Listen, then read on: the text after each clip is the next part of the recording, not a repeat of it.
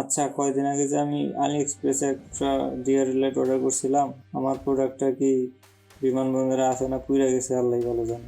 বাংলাদেশে আগুনের সাহায্যে কবে হবে আল্লাহ ভালো জানে। কয়েকদিন পর পর খালি সেজনাল আগুন লাগে, যখন লাগে তা লাগে একবার, সব জায়গায় একবারে লাগে, ট্রেন্ডিংয়ে জায়গা আগুন একবারে।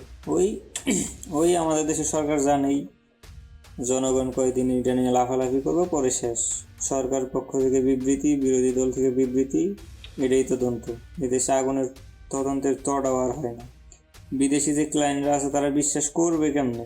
চট্টগ্রামের বিজেটে আগুন নিভতে না নিভতেই আবার শাহজালাল আন্তর্জাতিক বিমানবন্দরে আগুন লাগলো। তো বিদেশিরা ভরসা করবে কেমনে? আবার একটা পোশাক কারখানায় আগুন লাগে 16 জন মারা গেল। আবার ইনসেপ্টা ওষুধ কোম্পানিতে আগুন লাগলো, যেখান থেকে নাকি বিভিন্ন দেশে ওষুধ এক্সপোর্ট করতো। আগুন লাগে তা লাগে একদম দেশের টার্গেটেড জায়গাগুলোতেই লাগে। শাহজালাল আন্তর্জাতিক বিমানবন্দর নিয়ে মানুষের এত মাতামাতি, জনগণের এত মাতামাতি, কিন্তু সরকার আর বিরোধী দলের খালি বিবৃতি। সরকার দোষারোপ করে বিরোধী দলে, বিরোধী দল দোষারোপ করে সরকারে, আবার দুইজনে যখন দোষারোপ করে যারা পালাই গেছে তা করে। তো কে কার পিছনে যে তদন্ত করবে এটাই তো বুঝি না। আবার শুনলাম বিমানবন্দরে নাকি ফায়ার সার্ভিসে ঢুকতে দেওয়া হয় নাই, প্রায় 30-40 মিনিট পরে নাকি অনুমতি হয়েছে ফায়ার সার্ভিস আগুন নেভানোর জন্য। আসলে এই দেশে সবই সম্ভব, সব কিছুই সম্ভব এই দেশে। আমার না হয় $4-5 একটা প্রোডাক্ট ছিল, কিন্তু যাদের লাখ লাখ কোটি কোটি টাকার পণ্য আছে তাদের কি অবস্থা?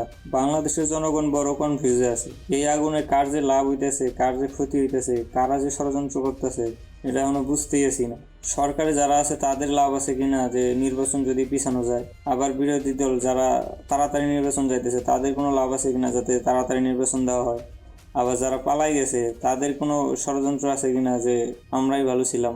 আসলে আমরা বড় কনফিউজে, কারণ এগুলো তো কোনো তদন্ত হয় না, কোনোদিন হবেও কিনা আশাও করা যায় না। খালি সরকারের বিবৃতি, বিরোধী দলের বিবৃতি, এটাই শেষ, এটাই তদন্ত, এটাই ইতি, এটাই আমাদের সোনার বাংলাদেশ।